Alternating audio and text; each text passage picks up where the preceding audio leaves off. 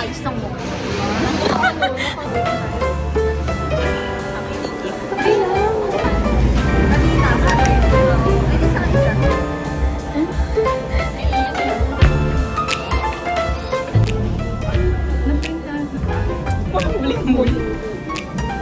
Tara na, tunaw na yung yellow lights. Okay na, okay na yun.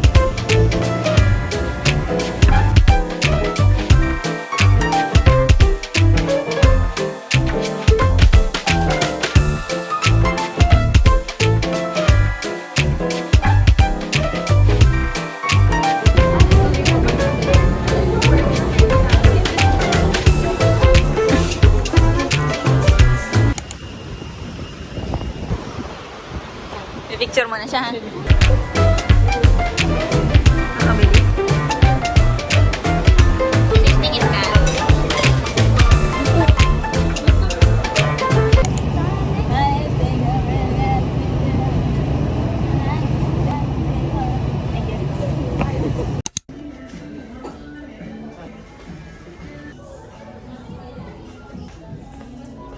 Hey guys!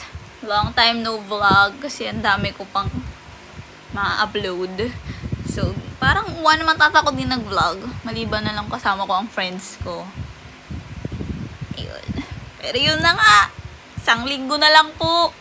Balik na naman sa realidad ng A above. Second year. Officially a sophomore. So yun, hindi ko na vlog yung araw ng pag-e-enlist gaya ng ginagawa ko last sem and first sem. Ewan ko, nalimutan ko na atang nagbablog ako guys sa sobrang tagal ko din nag-vlog. Pero yun, nakapag-enlist na ako guys. Wala na masyadong aberyot ngayon. Sun ko na yung sistema eh. Kumbaga, sanay na eh. Tsaka syempre may mga kasama na tayo na hanggang 4th year na. So hindi na mahirap. May karamay ka na, gano'n. Alam niyo yung aberya? yung schedule namin. Siguro dito na pumasok yung cons ng pagiging ereg. Diba ang pros na sinasabi namin last time na airing is kami pipili ng schedule. Yun din ang cons niya. Yung schedule na natitira. Ngayon, sarado yung enlistment ng 1st to 3rd year ata. Kasi tapos na. Nung ano pa yun eh, nung August 6 to 8.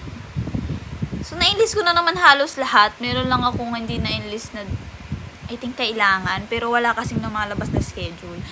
Which is, normal naman talaga based sa experience ko nung first sem and second sem, first year. Ganun talaga siya guys. So, you just need to wait. Lalabas yun sa pinaka-last day ng enlistment. Which is sa 16 pa. So, ang tagal pa. Pero ito na so far. Hindi ko na full load ngayon. Kasi nga, ang bala kong last na i-enlist is yung elective. Kaso walang schedule. So sabi ko, hintayin ko na lang sa 16, sa last day. Kasi doon talaga lumalabas yun eh. Tapos yun ang sinasabi ko, yung aberya. Aberya ko ngayon guys, yung schedule ko super ugly. Arte. Pangit guys. Ito na. Dito na pumasok yung cons ng pagiging ereg. Guys, puro night class. Pero siguro hindi lang naman siya dahil ireg ako. Siguro ganun lang din talaga yung naging schedule available for us na mga marketing management. At kami para may specialization pa sa digital marketing. So, puro gabi guys. Puro gabi na lang yung natira sa amin. As in, MWF ko hanggang 9. TTH ko hanggang 8. Hanggang 8 PM lang naman. Nabawasan ng 1 hour. So yun lang naman ang update ko. Ang haba na, dami na niyang dinaldal. Pero nasa acceptance stage na naman ako. So, wala na rin akong choice. Kasi yung mga schedule na yun, yung mga talagang gabing-gabi, yun yung mga hindi ko na mapapalit. Yun na hindi na magbabago. Medyo malabo na talaga birang ireg. Yun lang. Ay, update.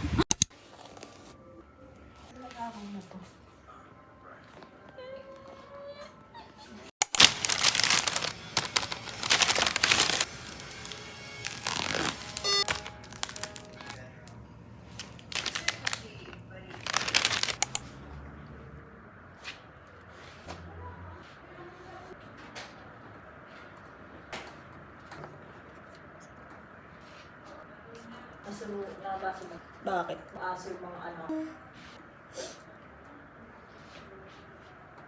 Room tour!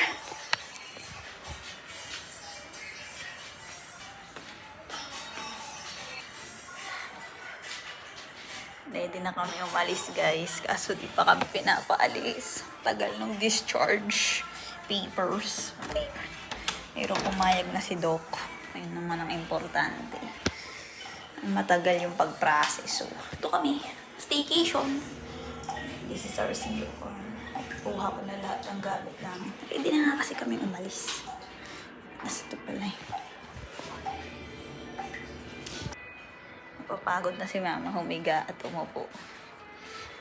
Tingnan niya yung view. Magkalaki-laking meal. Video.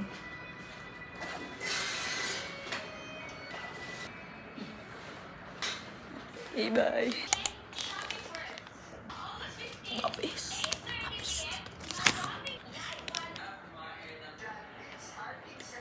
Big grocery haul. Ako, may order.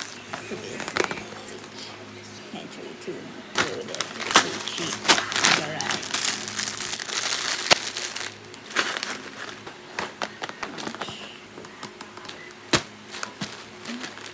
Tapos mga meat, chicken, fish, tsaka pork. Yun lang. Bye.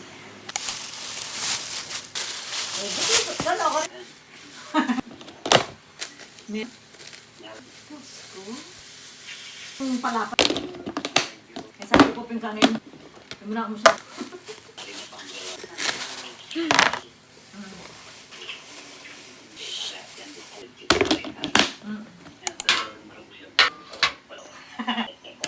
Kiniyakan.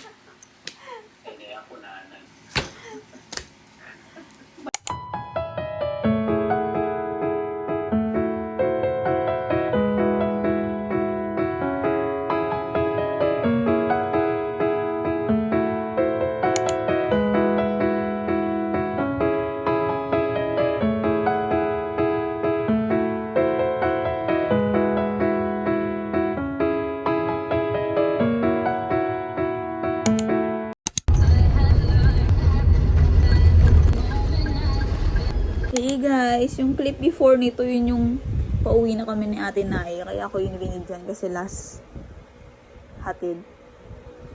sundo ko na yun sa kanya from UMC. Kasi, wala lang, gusto ko i-document eh. Ngayon, hours later, ito na ako. Sabi guys, this week has been very unexpected and very tiring and crazy. Yun, ito na ang huling araw ko guys. Bukas babalik na ako. Kasi hindi ko pa alam, parang ang dami pa din mangyayari bukas talaga. Yun, let's see. Pero ngayon gumagawa na ako ng schedule. 2 days before ng pasukan, dun lang ako gumawa. Kasi hindi ko pa matanggap yung kapalaran ko eh. Dito na pala talaga eh. Naayos pa natin. Sabi ko na naman ata, na 1 to 9 ako. So, okay na yun! At least, habang patagal ng patagal, pabawas ang problema. So, kaya ko to guys, kaya ko to. Gusto ko lang kayo sabihin, gumagawa na ako schedule. Hey guys, it's the time of the year again. 1 out of 2 for second year. Wow, she's a sophomore! Dapat nga junior ka na. Ay, ito na. Gi-impake na ulit siya. Diba yung last vlog ko, clean with me. Ito na ngayon ulit yung kwarto ko. Hindi naman ganun kadumi compare nung pinaka-before niya. Pero, that's the situation. The yellow maleta is back. Thank you, Duty Free, for your service. Hey, let's do this! Ang bala ko, hindi na masyadong mag-overpack, lalo na sa mga damit. Kasi alam ko naman na madami na akong iniwan sa condo. At dami pa akong damit doon, manigurado. So, ito na po.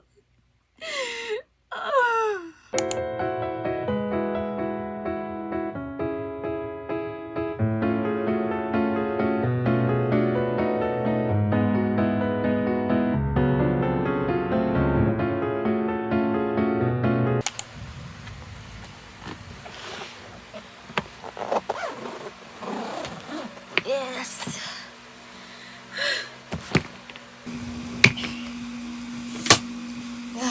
More to go. And this. Para sa mga shoes at saka yan, sa mga bagong addition sa condo. Hey guys! Oh my God! Move out day! Move in day. Basta yun, naalis na tayo ng Edinburgh. Pero babalik pa din ako. Kaso, long story short, syari, ang hirap i-explain. Basta ibabalik ko pa yung sasakyan sa Edinburgh. So basically, babalik pa rin ako. Pero pupunta na ako ngayon, day before ng pasukan, para nga mag-move in ulit. At ilagay yan. Yan ng mga damakmak na naman yung gamit na para bang di na siya uuwi. So, yun. Update ko lang kayo guys. Kinakabahan ako. First time ko magdadrive pa Maynila. Alone. As in, mag-isa. Nagdadrive na naman ako pa Maynila. Pero kasama ko si mother, kaya si Earl at least. Pero mag-isa. One less lonely girl. Pray for me. Lord, kinuha sa akin. Please, kabato talaga ako eh. Pero sabi nga ni Mama, magdasal lang na magdasal. Hanggang makarating tayo sa destination. So, let's go! Siguro mga around 2 hours ang biyahe natin. Just do this. Sana di traffic at sana hindi ako abutin ng ulan. Okay na. Bye. Pray for me.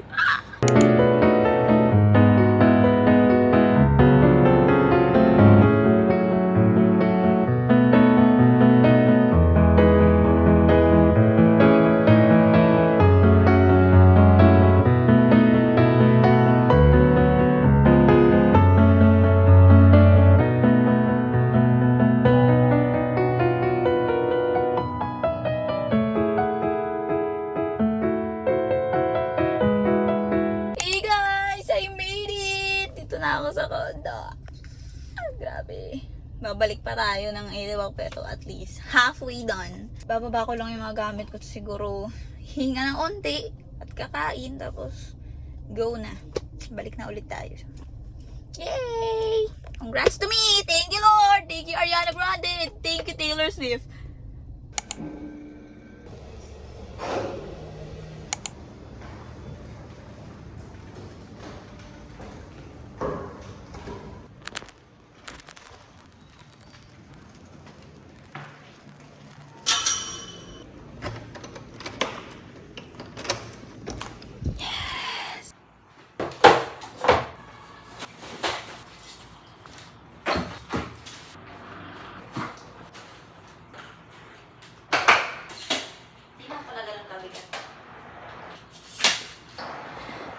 Hindi na muna ako talaga yung unpack kasi kailangan ko din bumalik agad eh. So yun lang, nilagay ko lang sila. There's my maleta, may other stuff, and yung mga unbox namin ni Tia pag-uwi niya. Yay! Okay, bye. Umupo lang ako saglit guys, pero kailangan ko na din bumaba kasi kailangan na isoli yung cart. Pero namiss ko yung kama ko. Okay, bye. Tara na. Maris na tayo.